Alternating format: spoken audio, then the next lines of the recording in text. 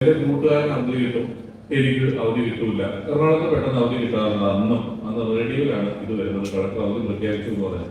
അപ്പൊ ഈ ബോർഡറിൽ താമസിക്കുന്ന കാരണം വലിയ കൺഫ്യൂഷൻ ഉണ്ടായിരുന്ന ഒരാളായിരുന്നു ഞാൻ.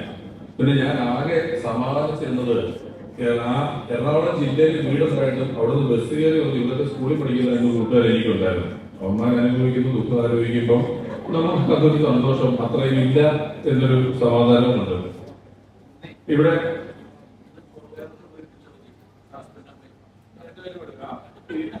ഇന്ന് 2 ജില്ല അവതരിപ്പിക്കുന്നതാണ് പറഞ്ഞിരിക്കുന്നത്.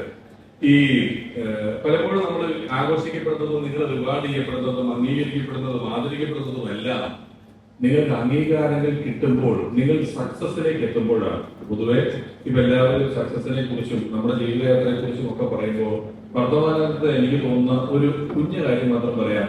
സക്സസുകൾ നമുക്ക് ഓക്കെയാണ്, സക്സസുകൾ നമുക്ക് സന്തോഷമാണ്. പലപ്പോഴും ഇപ്പോൾ നമുക്ക് താങ്ങാൻ പറ്റാത്ത പോകുന്നത് ചെറിയ ചെറിയ പരാജയങ്ങളാണ്.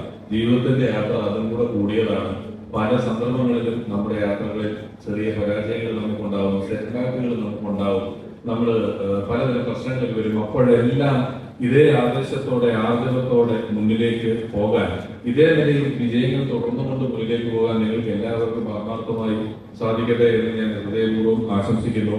പിന്നെ ഒരു കുഞ്ഞു കാര്യം കൂടെ, പൊതുവെ ഇപ്പം ഞാനൊക്കെ 10ാം ക്ലാസ്സിൽ പഠിക്കുന്ന സമയത്ത് 10 പാസ്സായി 2 ബന്ധുക്കൾ അറിഞ്ഞു. അതിനപ്പുറം പ്രത്യേകിച്ച് യാതൊരുവിധ അംഗീകാരങ്ങളും കിട്ടുന്ന ഒരു സമയത്തായിരുന്നില്ല 10 പാസ്സായത്.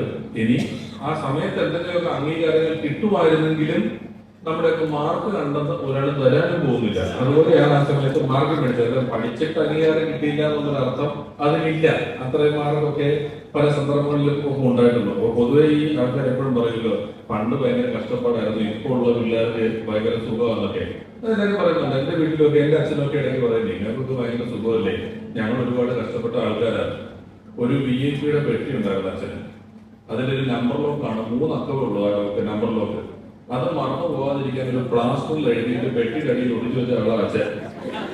ആ അച്ഛൻ ഇന്ന് ഇത്രയും ഫോണുകളും ആപ്പുകളും ഒക്കെ കൊണ്ട് നടക്കുന്ന എന്നോട് പറയുകയാണ് നിങ്ങൾക്ക് ജീവിക്കാൻ സുഖമാണെന്ന്. നോക്കൂ, എന്റെയൊക്കെ ഫോണിൽ ഇഷ്ടംപോലെ ആപ്പുകളുണ്ട്. ഇപ്പൊ നമ്മുടെ ബാങ്കിന്റെ ഒക്കെ ആപ്പിന് ഒരു പാസ്വേഡ് ഉണ്ടെങ്കിൽ നല്ലതാണ്. നമ്മുടെ പൈസ ആരും പറ്റിക്കാണ്ട് കൊണ്ടുപോകാതിരിക്കാനായിട്ട് നമുക്ക് അതുകൊണ്ട് സഹായിക്കും. പക്ഷെ ഈ ഫുഡ് ഓർഡർ ചെയ്യുന്ന സ്വിഗ്ഗിയുടെ സൊമാറ്റോയുടെ ഒക്കെ ആപ്പിന് എന്തിനാണ് പാസ്വേഡ് എന്ന് എനിക്ക് ഇതുവരെ മനസ്സിലായിട്ടില്ല. നമ്മൾ കഴിക്കുന്ന 2 പൂരി ഒരു കിഴങ്ങറിയും കട്ടോണ്ട് പോകാൻ മാത്രം ഗതികെട്ട ഏതെങ്കിലും ആളുകൾ ഈ നാട്ടിലുണ്ടോ? എങ്കിലും നമ്മളെ കൊണ്ട് ഇതിലൊരു പാസ്വേഡ് ഇടിക്കും. പാസ്വേഡിന് വേണ്ട പ്രത്യേകത എന്തെങ്കിലും ഓർക്കാൻ പറ്റുന്നതായിരിക്കണം, അല്ലേ? നമ്മൾ പാസ്വേഡ് അടിക്കും, എങ്ങനെ പോലും മറന്നു പോകും. അത് മറന്നു വന്നൊരു കാര്യമുണ്ട്. എവിടെയൊക്കെ പാസ്വേഡ് എന്നുള്ള കോളമുണ്ടോ അതിന്റെ തൊട്ട് താഴെ ഫോർവേഡ് പാസ്വേഡ് എന്ന് പറഞ്ഞ ഓപ്ഷനും കൂടെ ഉണ്ട്. നമ്മൾ മറക്കും എന്നുള്ളത് അവർക്ക് അറിയാം. അപ്പൊ നമ്മൾ പുതിയ പാസ്വേഡ് ഉണ്ടാക്കാൻ തുടങ്ങും. ടൈപ്പ് ചെയ്ത് തുടങ്ങുമ്പോൾ തന്നെ അവൻ പറയും ദിസ് ഈസ് ടു ഈസി. നമുക്ക് ഈസി ആണെന്ന് പുള്ളിയെ തീരുമാനിക്കുന്നത്.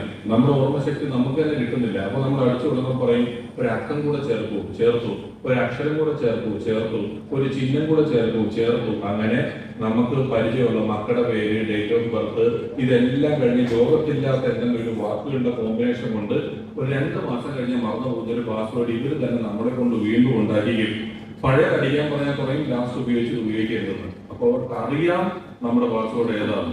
എന്നിട്ട് നമ്മളെ കൊണ്ട് ഇത് വീണ്ടും പഠിപ്പിച്ചു കഴിഞ്ഞാൽ നമുക്ക് പറയും you are not a robot, അത് ഞെക്കണം. ഈ പാസ്വേഡ് മറന്നുപോയാൽ ഞാനൊരു റോബോട്ടാണോ എന്ന് സംശയിക്കേണ്ട വലിയ കാര്യമുണ്ട്. റോബോട്ടാണെങ്കിൽ മറന്നു പോകും, നമ്മൾ അതടിക്കും. അത് അടിച്ചു കഴിയുമ്പോൾ ക്യാപ്ച എന്ന് പറഞ്ഞൊരു സാധനം വരും. സി ഇങ്ങനെ നിൽക്കുന്നു, കെ ഇങ്ങനെ നിൽക്കുന്നു, ടി ഇങ്ങനെ നിൽക്കുന്നു. ഇത് മുഴുവൻ നമ്മൾ അടിച്ചു കയറ്റും. ഇത് അടിച്ചു കയറ്റി കഴിയുമ്പോൾ പറയും ഒരു OTP വിട്ടിട്ടുണ്ട്, അത് നിങ്ങൾ ടൈപ്പ് ചെയ്ത് കയറ്റണം എന്ന് പറഞ്ഞിട്ട് റോക്കറ്റ് വിഷയം പോലെ കൗണ്ട് വന്നു 50, 49, 48, 47. നമ്മൾ കാത്തിരിക്കുന്നു, OTP വരുന്നില്ല, ടെൻഷനായി. 30, 29, 28, 27, 26 OTP വന്നിട്ടില്ല, ടെൻഷനായി. 20, 19, 18, 17, 16 OTP വന്നിട്ടില്ല, ഉടൻ ടെൻഷൻ. 10, 9, 8, 7 OTP വന്നിട്ടില്ല. ഓടിച്ചെല്ലുന്നു, റീസെറ്റ് OTP അടിക്കുന്നു, 2 OTP കൂടെ ഒന്നിച്ചു വരുന്നു.